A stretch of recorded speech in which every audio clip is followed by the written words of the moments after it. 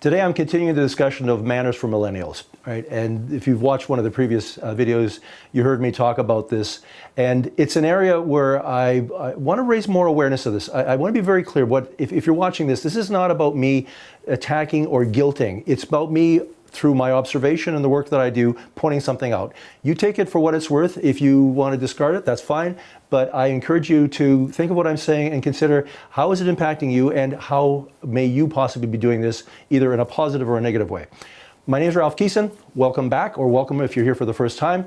This is a video series for people who are committed to their personal and professional development. If you like what you're seeing, as always, subscribe or push the like button or give us some ideas for future topics, or just comment. Love to hear what you're thinking. Okay, so where I want to go with this is I want to talk about our, and I will call it an addiction. I hesitated to use that word, but I actually believe that our cellular phones and tablets and everything else that we're using today has evolved for some people to the point where it is an actual addiction. If you think about this, you have a text, you hear the bing, you get a buzz, you get a whatever your phone is set to do. What do you do? What do you have to do? You have to look. You may have your hands on the wheel. You may be in a meeting. You may be sitting with your boyfriend, girlfriend, I don't know, whatever, wherever. This will, in many cases, for many people, take precedence over who they're with and what they're engaged with. Because, and here's the real key, what I heard recently as I've watched some videos and heard people talk about this. When we hear that bing, what happens in the brain, there is the release of dopamine. It's this drug that it essentially tells us someone wants me, I'm important, I'm valued. So it makes us feel good in a nutshell.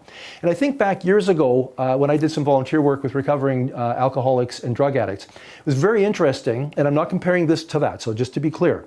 But what is interesting, or the comparison is that the longer and the more obsessed and focused on whatever the substance or the issue in this case happens to be, this item is, the longer we focus on that, the more difficult it is to get away from that, to the point where in some cases we know what we need to do, and even for our health, but we can't because it is controlling us and we are no longer controlling it.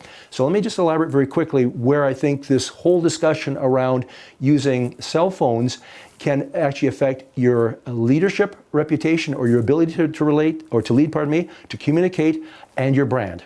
And I'll give you a quick example where someone who I look up to and respect and have worked with for many years would come into meetings, and this person is a vice president, and when he was in meetings, he would be looking at his phone and would be texting or just scrolling through. And I've heard from people that work for him who respect this guy and really like him, and he's in many respects a very good leader. But that one simple gesture, being in a meeting and sitting like this, just undermined his credibility and his respect, quite frankly, that he got. So if you're a leader and you're watching this, think about every time you do this, what message are you sending to your team? What message are you sending to your spouse, to your kids? And what are you really saying about what's a priority for you? It's this little plastic thing in your hands in essence, okay? So enough said on that. The other big concern that I have, and it's not just for millennials, although I see it primarily in that demographic, is we are losing our ability to communicate because of the great irony.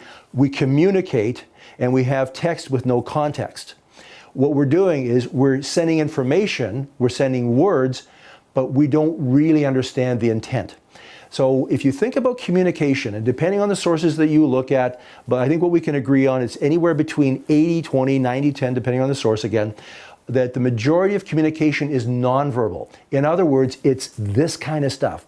It's when you're communicating, meaning you're talking, you're listening, you're observing body language, you're picking up on that subtle nuance, your gut, your heart, your head, all 3 points are engaged fully, and you're formulating very quickly what not only what that person is saying, but their intention, their motivation, their spirit, if you will, relative to the conversation and the meeting or the work you're doing with them.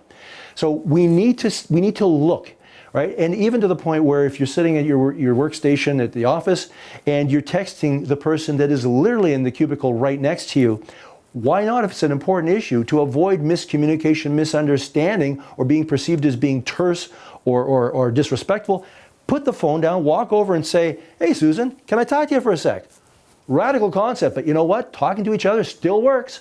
So use the text and use the phone, obviously strategic, because it's a great tool. I use mine all the time. I'm not suggesting getting rid of it, but I am suggesting thinking about who's in control. Are you in control, or is it in control? So this is really the point here. Moving forward from here, just start noticing. Take small steps to improve your communication.